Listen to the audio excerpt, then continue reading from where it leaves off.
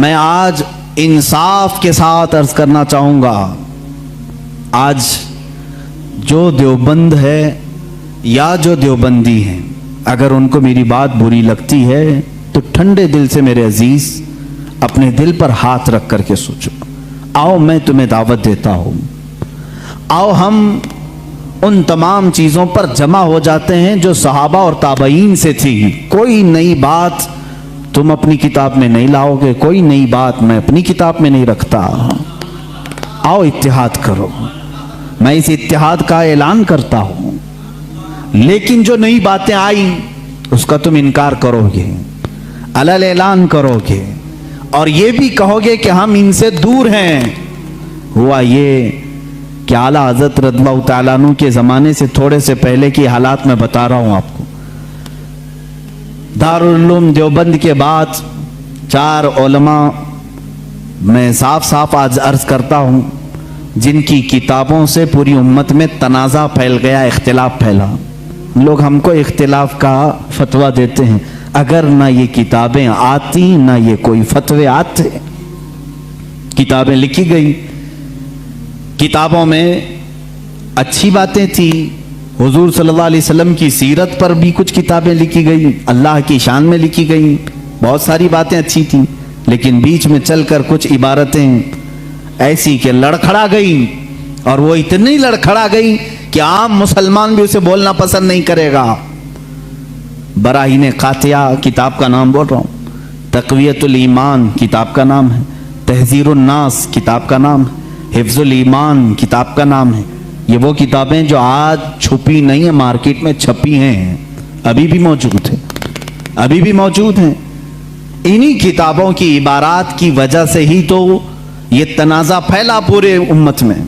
اختلافات۔ اہل سنت و جماعت متحدہ متفقہ ایک ہی جماعت تھی بر صغیر میں۔ ان کتابوں کے آنے کے بعد ہوا کیا؟ ایک کتاب میں لکھا گیا اللہ جھوٹ بول سکتا ہے، نئی بات تھی۔ اس بات پر آج تک امت نے کبھی کسی بھی شیخ، کسی بھی بزرگ سلف صالحین سے مجھے عبارت لا کر کے دکھاؤ اس سے پہلے کوئی بات ہوئی تھی؟ پھر ایک کتاب میں عقیدہ توحید کو بیان کرتے ہوئے مولوی اسماعیل دہلوی صاحب نے یہ تک لکھ دیا، حضور صلی اللہ تعالیٰ علیہ وسلم کا خیال نماز میں آنا گدھے اور بیل کے خیال سے بدتر ہے۔ یہ نئی بات تھی کہ نہیں تھی؟ اور جا کر کے کراس ویریفیکیشن کر لینا، اگر میں جھوٹ بولوں تو میرا جبہ پکڑ لینا، اور جو سزا دے سکتے ہو دو۔ میں یہ لفاظی نہیں کر رہا ہوں اور نہ پھکائی کر رہا ہوں، یہ جملے آج کتاب میں موجود ہیں۔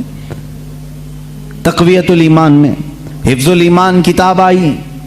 اس میں مولوی اشرف علی صاحب نے حضور صلی اللہ تعالیٰ علیہ وسلم کے علم غیب پر بحث کرتے کرتے یہ کہہ دیا،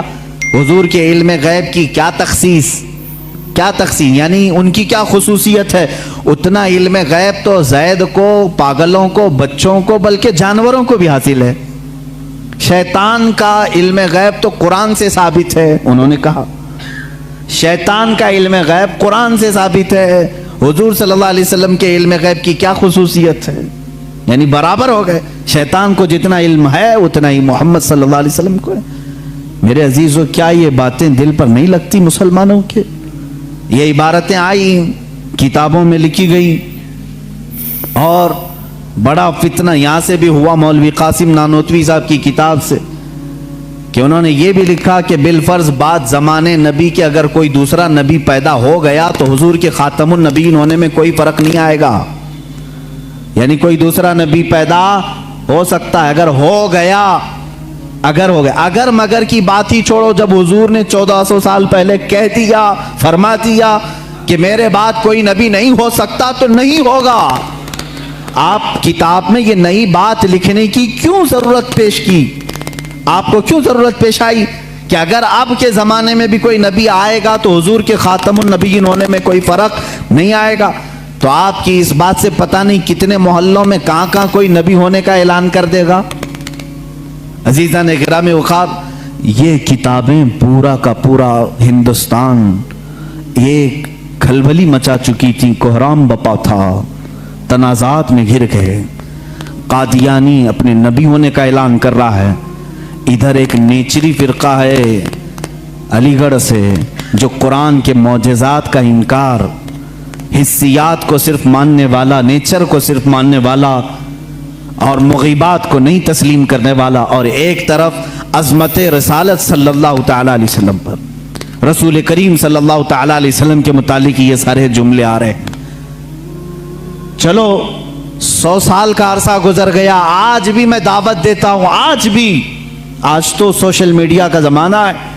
میری یہ دعوت قبول کریں علماء دیوبند یا جو بھی، میں آپ سے اتحاد کر لوں گا، سینے سے سینہ لگا لوں، لیکن صرف یہ باتوں سے تم انکار کر دو اور کہو کہ وہی عشق رسالت ہمارے اندر ہے جو سیدنا ابو بکر صدیق میں تھا، سیدنا عمر فاروق میں تھا، عثمان ابن عفان میں تھا، حیدر کرار میں تھا، رضوان اللہ تعالی علیہ مجمعین۔ جو مشائخ اہل سنت نے ہمیں محبت رسول اور تعظیم رسول سکھایا ہے اسی پر ہمارا اتفاق ہے، آؤ میں سینے سے سینہ لگانے کو تیار ہوں۔ ہم کون سا اختلاف چاہتے ہیں آپ سے؟ ہم کون سا اختلاف چاہتے ہیں؟ ہمارا یہ ایک بات یاد رکھ لیں، اگر میں آج نام لے کر کے کسی کو کہہ رہا ہوں تو صرف اس لیے کہ ہمارا دین ہی یہ کہتا ہے جو ان سے نا آشنا ہو اس سے ہمارا کوئی تعلق بھی نہیں، ہمارے رشتے ناتے اگر ہیں تو صرف عظمت رسالت سے جڑے ہوئے ہیں، جو نبی کا ہے وہ ہمارا ہے۔ اسی لیے سرکار مرشدی پیر و مرشد تاج الشریعہ رحمت اللہ تعالی علیہ نے فرمایا ہے، نبی سے ہو جو بیگانہ اسے دل سے جدا کر دیں، نبی سے ہو جو بیگانہ اسے دل سے جدا کر دیں، پدر مادر برادر جان و مال ان پر فدا کر دیں۔ اسی وقت ایمان کو پہنچو گے، اسی وقت ایمان کو پہنچو گے۔ اب یہ حالات میں بتا رہا ہوں آپ کو، انڈیا کے، ہندوستان کے، اکھنڈ بھارت کے حالات، مسلمانوں میں تفرقہ پیدا کیا انگریز، اور انہوں نے اپنے مال،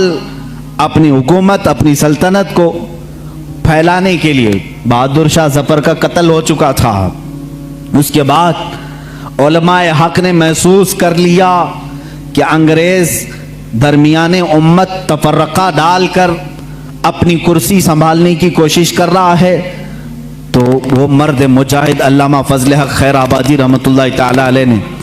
دلی کی جامع مسجد سے فتویٰ صادر فرمایا کہ انگریز ہندوستان کا دشمن ہے، ان سے قتال کرنا فرض ہے مسلمانوں کو۔ اسی فتوے کی بنیاد پر زندگی بھر کی عمر قید کی سزا میں ان کو انڈمان نکوبار بھیجا گیا، وہیں پر ان کی وفات ہوئی۔ آج مزار بھی ان کا جزیرہ انڈمان میں ہے۔ مولانا کفایت علی کافی رحمت اللہ تعالی علیہ جو 1857 کی یہ جو غدر ہے، اس کے بعد کے علماء اہل سنت کی بات میں کر رہا ہوں، انہوں نے محسوس کر لیا اسی زمانے میں کہ انگریز نے فرقہ پیدا کر دیا ہے، کچھ علماء اس کی بولی بول رہے ہیں، ظاہر سی بات ہے یہاں کچھ علماء جو مدرسہ بنا رہے تھے ان کو ماہانہ مشاہرہ مل رہا ہے انگریز حکومت سے، علی گڑھ کو پاؤنڈ آ رہے ہیں انگلینڈ سے، اور دیگر علماء کو پاؤنڈ آ رہے ہیں، اور یہاں جو علماء ان کی ان خرافات کو بیان کر رہے ہیں ان کو پھانسی پر چڑھایا جا رہا ہے۔ مولانا کفایت علی کافی رحمت اللہ تعالی علیہ جن کے اعلیٰ حضرت بھی بڑی عزت فرمایا کرتے تھے، وہی کفایت علی کافی جنہوں نے اپنی ایک نعت میں کہا تھا، کوئی گل باقی رہے گا نہ چمن رہ جائے گا، پر رسول اللہ کا دین حسن رہ جائے گا، اطلس و کم خواب کے پوشاک پہ نازاں نہ ہو، اس تنے بے جاں پہ خاکی کفن رہ جائے گا۔ یہ جو نعت انہوں نے لکھی تھی اس وقت جب آپ کو پھانسی کے پھندے پر چڑھایا جا رہا تھا، یہ مولانا کفایت علی کافی، پھر مولانا عنایت احمد کاکوروی رحمت اللہ تعالی علیہ جن کو جیل کی سلاخوں کے پیچھے انگریزوں نے بند کیا، اس ایک عالم ربانی نے پتھر کی ٹھیکری سے دیواروں پر پوری علم الصیغہ کتاب لکھ دی تھی، جو آج بھی عالم کورس کی کتاب میں پڑھائی جاتی ہیں۔ عزیزان گرامی وقار، اگر انگریز کو